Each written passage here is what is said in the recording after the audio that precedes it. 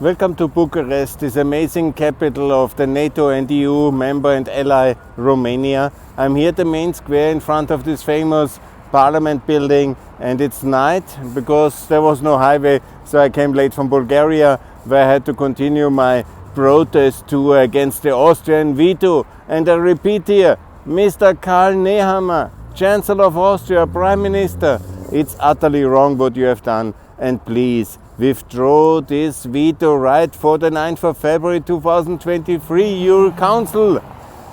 The young people here who celebrate in the evening here at this wonderful square where the revolution took place, and the Romanians have toppled communism here, and the fall of Ceausescu. You might not remember, Mr. Nehammer, but you are an anti-communist. You are somebody who is fighting for freedom as well in the past. I thought so. Alois Mokwas and Erhard Busek were, and these were the great heroes of our movement. And now, Mr. Nehammer, you sacrifice the freedom at this important time of war, where it's so meaningful to let the Romanians and the Bulgarians into Schengen, because it's then the border between Romania and Bulgaria will no longer be guarded, and the things and the goods and the people can move freely towards Ukraine. And we can help, and it's good for the prosperity, and it's in a principle a good thing to have freedom. I thought so. You were a trainer at the Political Academy of the Austrian People's Party. Have you forgot the values? For some electoral gain, which is anyhow evaporating, because your very kind of scheming partner, Mr. Orban and Vucic, they are working against you, and they're supporting Kickel behind your back. It's utterly foolish. And I call again Romania, please don't let that stand. Work hard, build a coalition with Bulgaria, build the bridges to Bulgaria which are missing, adopt the euro, show that you are more pro-European, and first of all and most important of all, recognize Kosovo and support Ukraine more.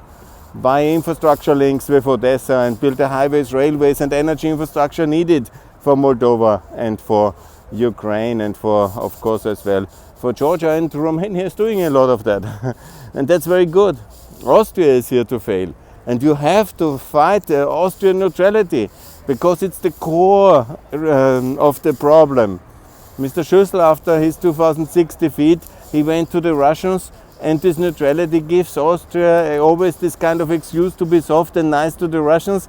Even today, Mr. Schallenberg, our foreign minister, is doing all these terrible statements. We have to soften the sanctions, because they are all so much in the pocket of Mr. Putin, who has a lot of compromise about their energy business of the last 15 years. That's the reason why OMV and Petrom have not lifted the Romanian gas resources in the Black Sea, because the Russian money was cheap and Putin was paying kickbacks. And now Romania has no gas, and we all have no gas, so not enough, because we could have lifted the Black Sea resources already 10, 15 or 5 years ago, already in 2023, but no. That's why OMV must be sold to the Norwegians, to NATO allies. Austria must join NATO, Romania must recognize Kosovo, and of course everybody in Schengen, in the Eurozone, in the OECD. What have we done? The Merkel years were lost, and it's now, we pay the price, we are disarmed, and we have no infrastructure, or very little at least. Whereas the Romanians have built a highway, I have to defend them, towards, I was just coming from Ruse in Bulgaria, the border, but the bridge is still the same like in the Soviet Union times, because we had no EU Commission which was putting an emphasis on interconnectivity between the existing EU members. Also from Skopje to Sofia, no highway, and at the border I'd get checked very hard. It's very wrong. This is all not good enough. And here in Romania, at this important day, at this juncture, at the war, in the evening before the Rammstein format, where I hope the Germans will release the tanks to help Ukraine, and the Americans, the F-15, I call also for this issue, which on the bigger scale may be a smaller issue, the Schengen membership of Romania and Bulgaria, but it adds up. And Romania did so many things right. Just, the Kosovo non-recognition is totally wrong. And also that they are not in the euro, and they have postponed it for another 5 years. That's utterly ridiculous. Romania and Croatia and Bulgaria should be all in the euro now, and only Croatia is.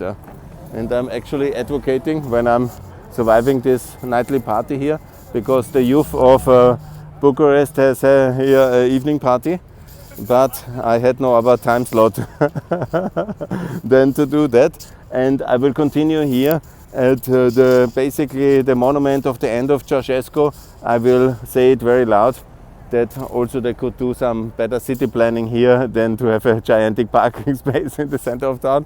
Anyhow, these are small things which are not perfect.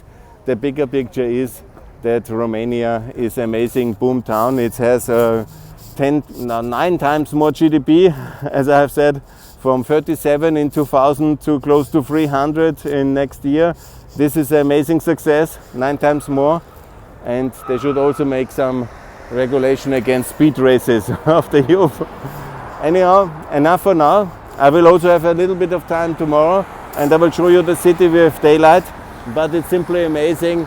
At this monument of freedom, the Parliament Square of Bucharest and Romania, I say yes to Schengen, yes to the Euro, yes to the OECD, and yes to the visa waiver, and yes to tanks for Ukraine, and yes to F-15 for Ukraine, and yes to victory of Ukraine, and yes to unity for Ukraine, and yes to common infrastructure, and yes to common debts, and no to Mr. Nehammer's populistic veto, and no to Mr. Orban's vision of a nationalistic Europe. Thanks a lot, and more to come from Pax Europiana here from Bucharest. Bye.